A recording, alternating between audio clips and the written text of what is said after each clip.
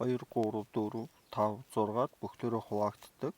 За 2016-аар эхэлсэн хамгийн бага тоог олоо гэж. За тэгэхээр бид бол яг хөөхөр хуваагдах шинжийг тооны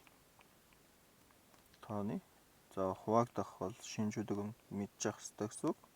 Хуваагдах шинжүүдийг. За тэгэхээр хоёрт хуваагдахын тулд бол тэгш тоох хэрэгтэй. За тэгэхээр эндээс бол хамгийн бага нь бол за энэ байна. За тэгэхээр энэнийг шалгаа авчих шууд.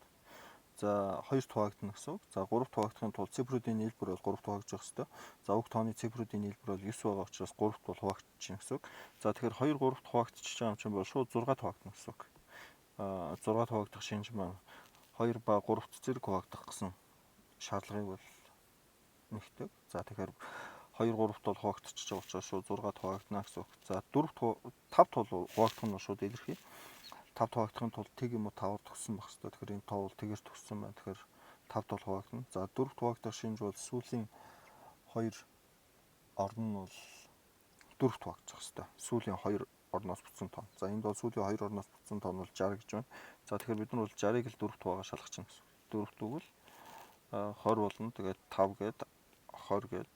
За энд бол яг үхээр 60 маань 4-т бүхлээрээ хуваагдж байгаа учраас 22,160 бол энэ 5 тоонд бол бүхлээрээ бол хуваагдах нэ.